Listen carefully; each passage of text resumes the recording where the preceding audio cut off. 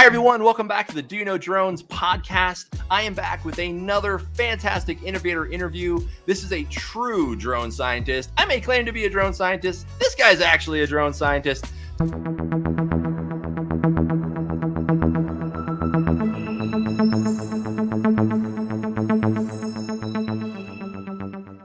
I would love to introduce Dr. Eric Frew. He's a professor at CU Boulder in Aerospace Engineering Sciences. He's also the director, and this is a really cool theme of the Autonomous Systems Interdisciplinary Research theme. We're going to talk more about that. We're going to talk more about his work flying drones and tornadoes, making it rain in Dubai. All right, so I'm going to bring him up on stage. Welcome, Dr. Eric Frew. Thanks. I'm excited to be here. I'm excited that you're here. Well, I'm not going to waste any time. I want to jump into my first question because I'm excited about it. So one of your main research areas involves flying drones into tornadoes. This is terrifying and exciting all at the same time. All right, so here's my question. This is truly a multidisciplinary effort. How has this research increased visibility of unmanned systems or uncrewed systems and robotics at the university and nationwide? That's a great question. I mean, it's sort of a deep question. As you mentioned, one of the things that my collaborators and I are well known for is flying drones in and around tornadoes. We often get asked, is this the movie Twister? And I always want to point out, first and foremost, that we're studying mostly the formation of the tornado. We're not trying to be in the twister itself, but in the storm. So we understand the conditions that are leading to the tornado formation. So it's more about that advanced warning than it is, what's happening in the spinning twister itself.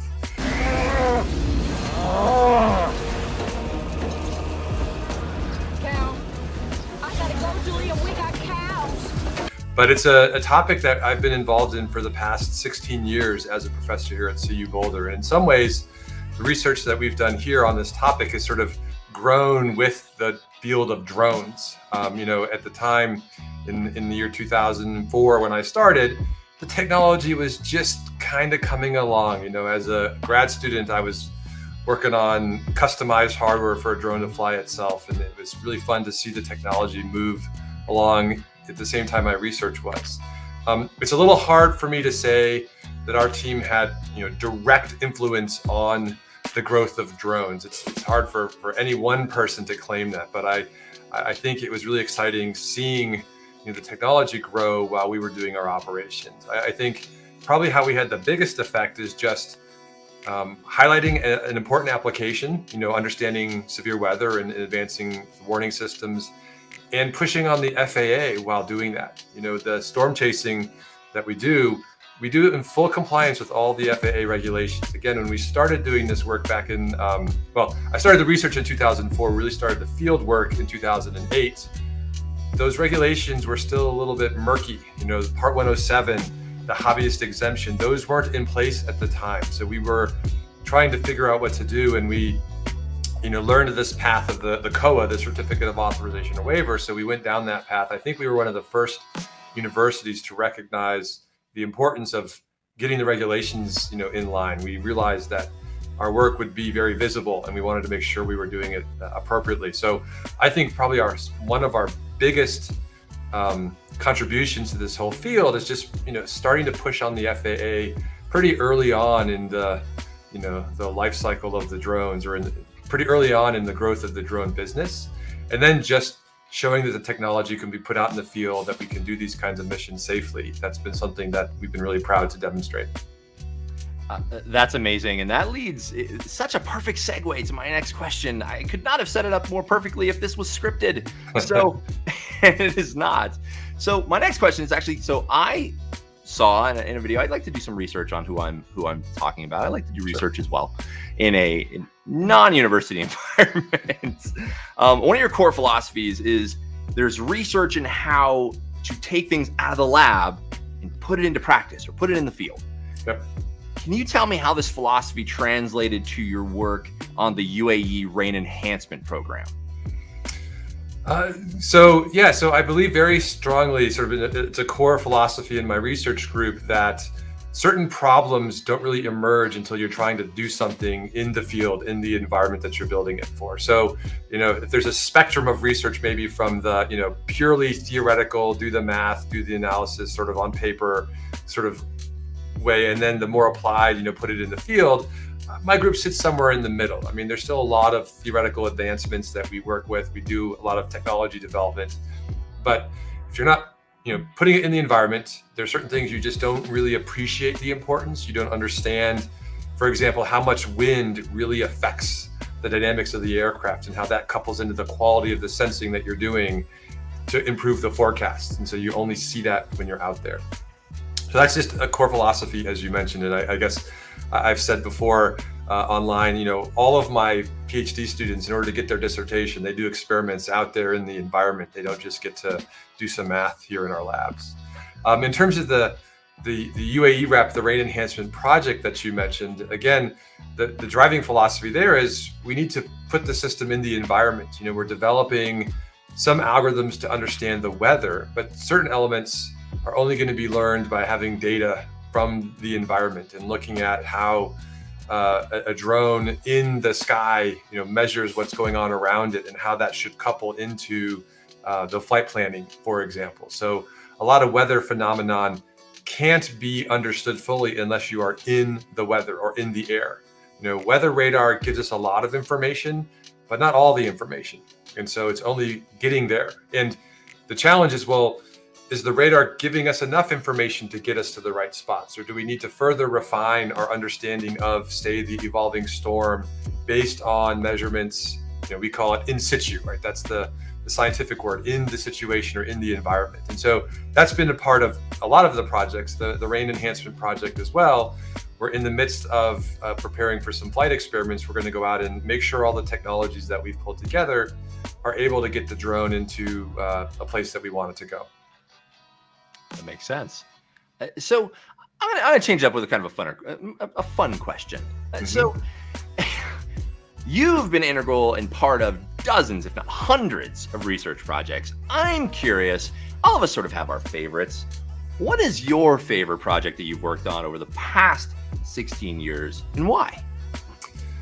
That's an unfair question. I mean, and I pour a little bit of my heart into every one of those projects. And part of what's fun as an educator is actually growing an idea and then engaging students and working with students to sort of take these ideas further. So it's less of sort of my project, or it's very collaborative, I guess is the better way to say that. When you're flying drones, it's not a one-person job. You really need to have a lot of people do it.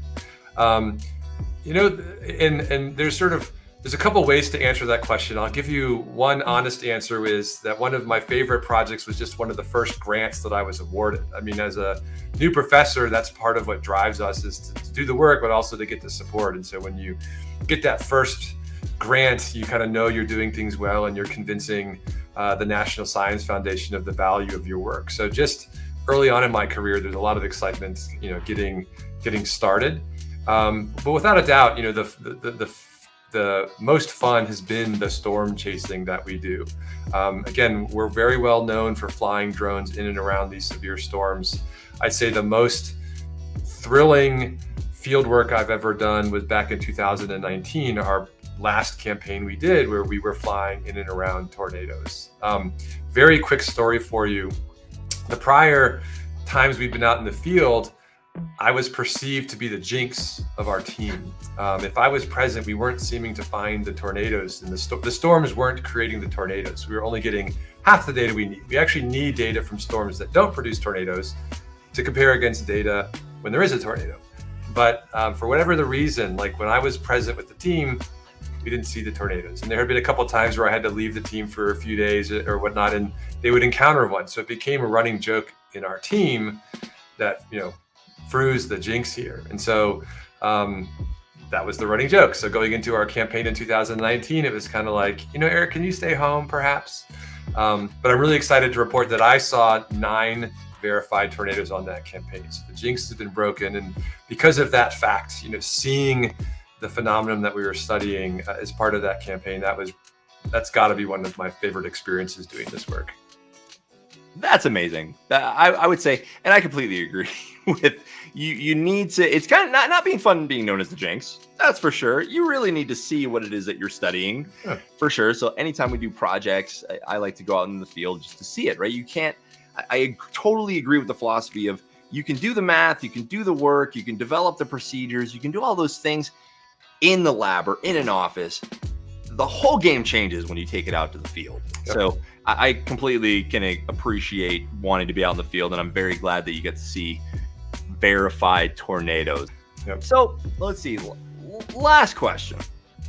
I'm curious. So part of my mission and why I even want to do this podcast, because this is not my day job. Part of my mission is I want to increase public perception of the overall drone industry, and there is so many, and you know better than most, it is so interdisciplinary. It is not just a bunch of drone pilots out there doing their own thing. There is massive amounts of scientists, engineers, analysts, ologists, everyone under the sun, computer scientists, everyone behind a lot of support this entire industry. What message would you give to a curious public about the future of drones? Gosh, you ask great questions that really I have a lot. I could say a lot about some of this, so I hope to get all my thoughts out. I want you to, please.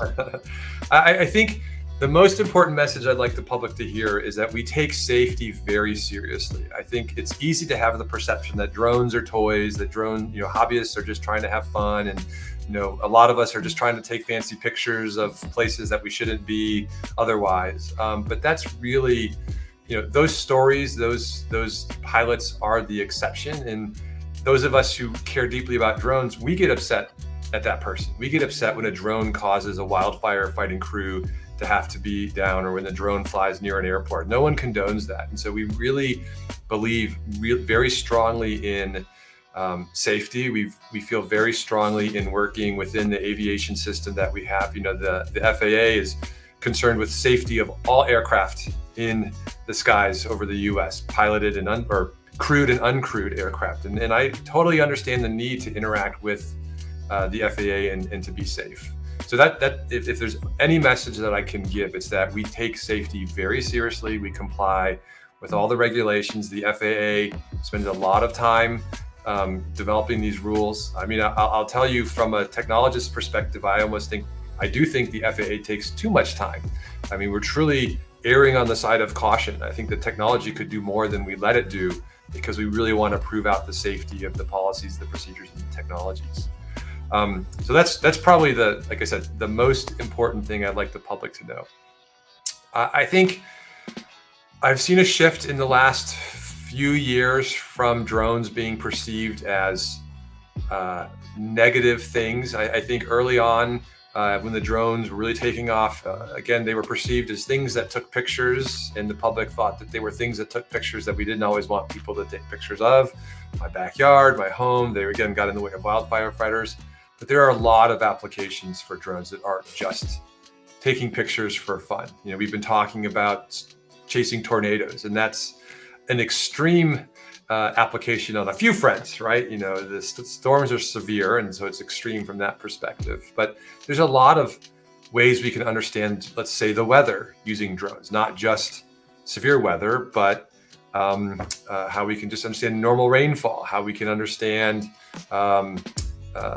pollution, other phenomena like wildfires and how they propagate. So there's we also, in my group, think about using drones for ecology, finding wildlife and tracking their collars. A lot of folks talk about search and rescue and precision agriculture. So there are lots of missions where drones provide unique types of data. I mean, again, that's the key here. The technology is important because you can do things that you can't do any other way. We used to talk about drones being important because they did the dull, dirty, dangerous. There was a fourth D that I can never quite recall, but dull, dirty, dangerous jobs. You don't want to put a pilot in the severe storm environment. You don't want to put a person on station for 20, 30 hours for a mission.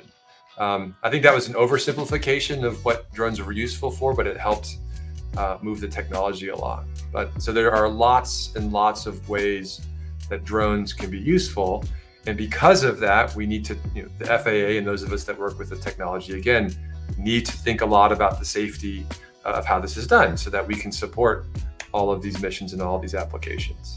Turning to a slightly different direction here, but to the same question, I also think the term drone can be overloaded or has a variety of meanings to folks. I used to joke around and say drone is a 4-letter word because it had a lot of negative connotations to it.